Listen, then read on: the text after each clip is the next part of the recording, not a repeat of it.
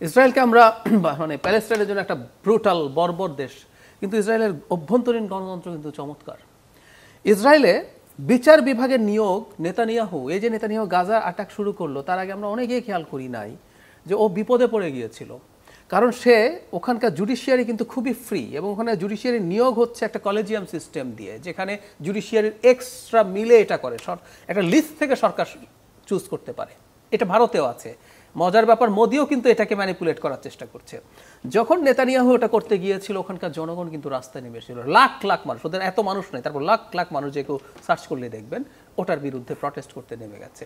তো এই দিনের শেষে আসলে জনগণকেই সবচেয়ে ভিজিল্যান্ট, সেটা জেনুইনলি একেবারে কথ্য ভাষার যে মাঠ, অনলাইন মাঠ, সব জায়গায় যদি প্রচুর সরব থাকে, সেটাই দিনের শেষে আসলে এটাকে এফেক্টিভ করে। আমি বারবার বলছি, আবারও যোগ করি, এর মানে এই না যে সংবিধান সংশোধন করতে হবে না, কিন্তু যারা বলছেন এটার মাধ্যমে এটা পারবেন, এটার করলেই সব হয়ে যাবে, এগুলো রেটরিক, কারণ এটাকে তারা রাজনৈতিক ইস্যুতে পরিণত করে। সেটা যদি ধরে নিয়ে যাচ্ছে দেশের মানুষ সতর্ক থাকবেন, তাহলে তো নিশ্চয়ই কিছু কিছু কাঠামোগত পরিবর্তনের প্রয়োজন।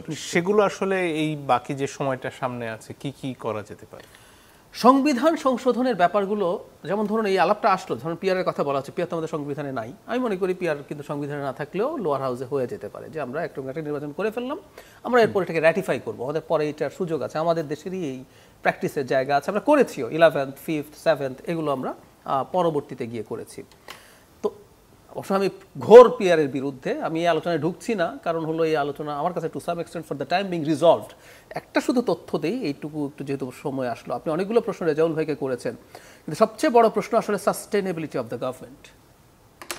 বাংলাদেশে অ্যারাউন্ড 40% ভোট পেয়ে জেনারেল মেজরিটি পাওয়া নিশ্চিত, 170-80টা সিট পেয়ে যেতে পারে, কিন্তু আমাদের এক্সিস্টিং সিস্টেমে 40% ভোট পেলে 120 সিটস পায়, তার আরও 31 সিটস লাগবে সরকার ফর্ম করার জন্য।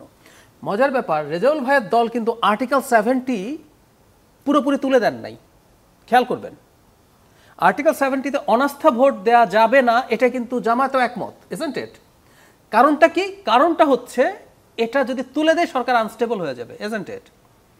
আর্টিকেল 70 তো ভারতে নাই, এরকম কোনো আর্টিকেল তো ভারতে নাই, ভারতে তো কেনাকেনি করে তারা সরকার চেঞ্জ করে, কিন্তু মানে জামায়াতে ইসলামী সরকারের স্টেবিলিটিতে বিশ্বাস করে বলে আর্টিকেল 70 মধ্যে কিছু কিছু শর্ত রেখেছে। সেই জামায়াত তাহলে কিভাবে আপনি লোয়ার হাউসে পিয়ারের কথা বলেন? ভাইয়া বলছেন কালো টাকা পেশি শক্তি দূর হবে, একেবারে ভুল ধারণা। আমার দল যদি পার্টিসিপেট করে, আমি একজন নেতা পাঠাবো যে তুমি এই এলাকা কিন্তু আমার মেজরিটি নিশ্চিত করো, ও আবার সেই কালো টাকা পেশি শক্তি ব্যবহার করবে। বরং এখন যেমন লোকাল জনগণের প্রেসারে কেউ কেউ নমিনেশন পেতে পারে, তখন এটা একচ্ছত্রভাবে দলের প্রধান কাকে দেবেন পুরোপুরি এটা কালো টাকার উপরে ডিপেন্ড করতে পারে, যে টপকে টাকা দিয়ে হতে পারে। এগুলো সব সম্ভব। যাই হোক, এগুলো আরেকটা কথা একটু বলি, কতশো দেশে কোথায় কি আছে এগুলো ইস্যু না, কারণ বলি তত্ত্বাবধায়ক সরকার তো কোথাও ছিল না, এই মুহূর্তে পাকিস্তান ছাড়া কোথাও নেই।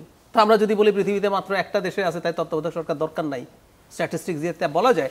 আমার বাস্তবতা, আমাদের পাশে নেপাল এই কাজ করেছে, আমাদের মতো একটা গণতান্ত্রিক দেশ, নেপালের কি অবস্থা হয়েছে পিআর করে, এটা আমাদের চোখের সামনে জাজ্জল্যমান প্রমাণ আছে। আর বাংলাদেশের কথা বলাই বাহুল্য, 31টা সিট দেওয়ার বিনিময়ে আমার এই মন্ত্রণালয় দাও, সকাল বিকাল হুমকি, আমাকে এই প্রজেক্ট দাও, এটা যদি না হয় আমি সমর্থন প্রত্যাহার করব, এগুলো আমরা বুঝতে পারি।